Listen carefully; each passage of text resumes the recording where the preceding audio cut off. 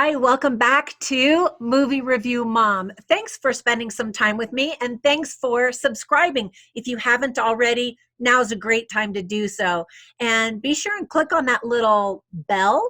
And what that does is notify you every time I upload a new movie, which is several times a week. Lots of movies are coming out right now. It's a great time to go to the movie theater.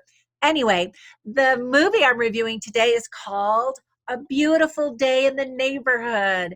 This movie is rated PG. It's 1 hour and 48 minutes. And the movie review mom grade I'm giving it is an A. It's very well deserved. Let me give you a quick nutshell of the movie, and then I'll tell you some themes, some tips for parents, things I did like, things I didn't like, and wrap that up in just a few quick minutes.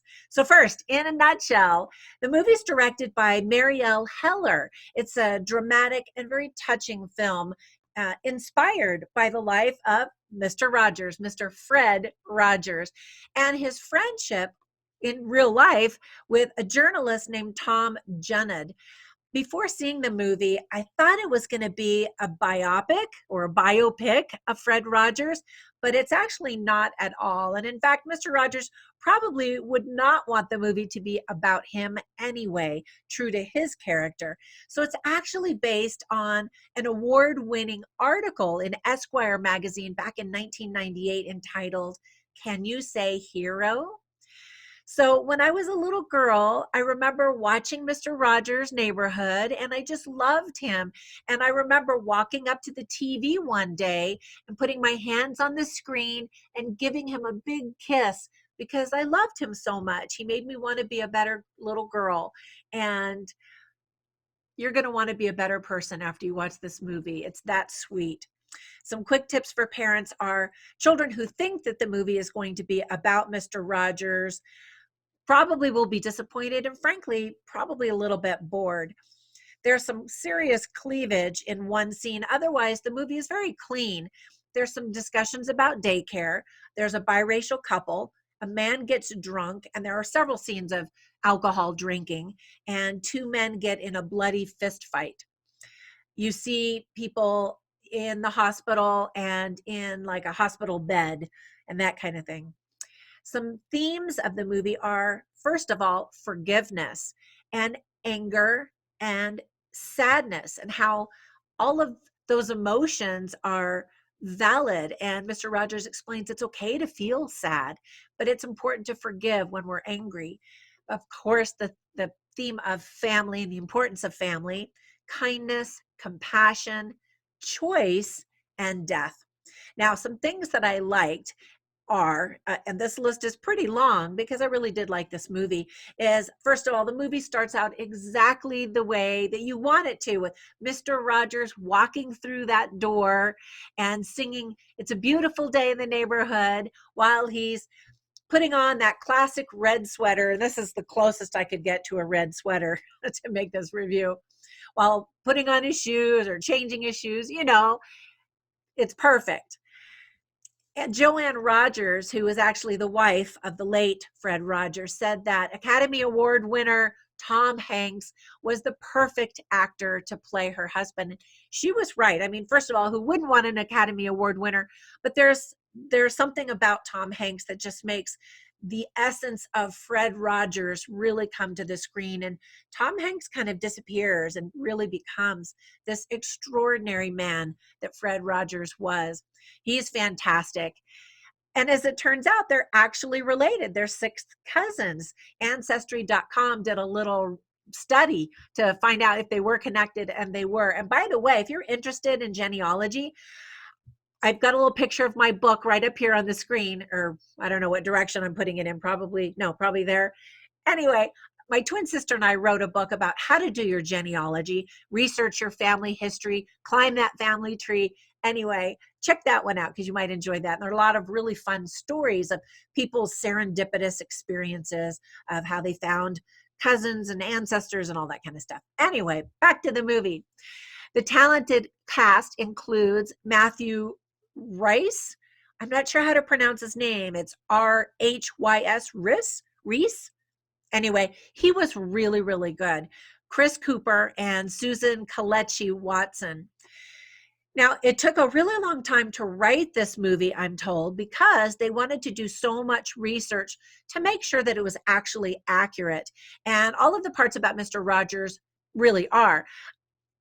The parts about the journalist, however, are not quite as true. For example, his name was changed, and he did not get in a fist fight with his dad, as the movie portrays, and his sister didn't have a wedding, as the movie shows. Um, but other than that, their friendship really was real. And he did have some personal life experiences that made him rather cranky and cynical towards Mr. Rogers when he first began to interview him, and then how his life was changed because of Mr. Rogers. And that's really the touching part of the movie. Is the movie isn't about Mr. Rogers' life, it's about all of the lives that he touched, which is just so heartwarming.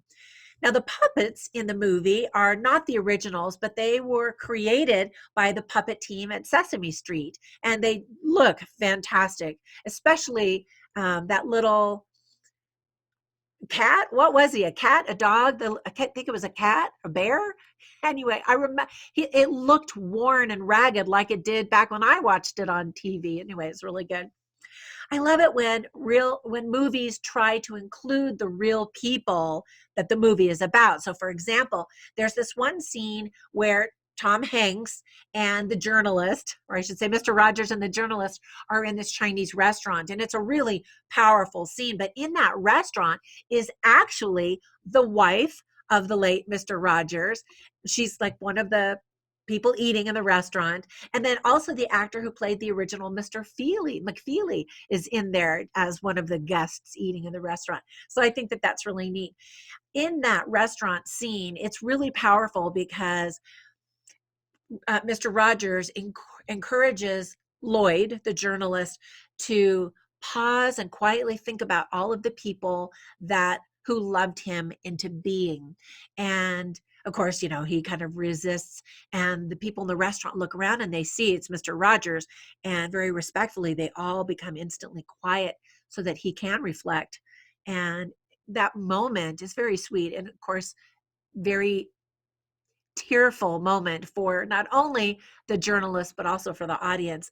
And then also in that scene is another powerful moment where earlier in the movie, Mr. Rogers explains to the journalist that when he was filming his show, he always tried to look in the camera as if he were speaking to one child, by looking into that child's eyes, so that that child would have a very personal experience. I felt that as a child. And so the director in this scene, she said this was the first moment where she made a directorial decision to zoom in on Mr. Rogers' face, and he is looking at you. And again, it's a very powerful moment. And you feel like he's just looking into your soul. You remember that perky piano music in the old TV show? Well, it's definitely a part and element of this show, as well as more complicated piano pieces that are played that accompany the drama. And at the very, very end, there's a really powerful dramatic piano piece that Mr. Rogers plays. I don't want to spoil anything, but it's like, wow. And I love how the film blended the real city streets into the ones from Mr. Rogers' neighborhood. It was just a really subtle blending. I mean, obviously, you knew what was real and what was Mr. Rogers' neighborhood, but it was done in such an artistic way that it was seamless and perfect. There's also a really short but really powerful scene where Mr. Rogers kneels at his bed to pray with a notebook. And in the notebook are the names of all of the people that he wants to remember to pray for. I've actually done that before. And when he does it, it's so sweet. He's saying the names out loud. And again, it's just such a sweet moment. And you just get such an insight into who he was. He really genuinely cared for people. I'm getting all emotional just thinking about it. Now, the list of things that I didn't like is extremely small, and it really had a hard time even coming up with anything. First of all, some of the viewers who may wish that the movie included more information about the life of Mr. Rogers, will be disappointed. However, the message of the movie is the very essence of the life of Mr. Rogers. The story is both very simple and nothing we haven't seen before, and yet it's very profound in its simplicity. That's it. Those were the only bad things I could think of. And those aren't even bad things. Those are just things to consider as you have your expectations to see this movie. Now, that's it for my movie review. I think that might be a record for the shortest one. Um, but be sure and visit my website, moviereviewmom.com, because I've written down a bunch of really funny lines and a bunch of very interesting lines that were so insightful. I'm scrolling down. There are tons of lines that really hit my heart. And I thought, wow, I got to write that down. And then also on moviereviewmom.com, I suggest other movies that you might enjoy if you like this one. And of course, I included a lot of documentaries and other videos about Mr. Rogers and his life if you want to go the documentary approach. But another movie that kind of gave me the same kind of feels is Saving Mr. Banks. It's also a Disney movie with Tom Hanks in it. And I thought it was really well done, really well done. And just again, I adore Tom Hanks. Who doesn't? And gave some of those life lesson moments that this movie has. All right, I think you're going to enjoy this movie. I know I sure did. Be sure and comment down below. Let me know what you thought. And I will see you in the next movie review. Bye for now.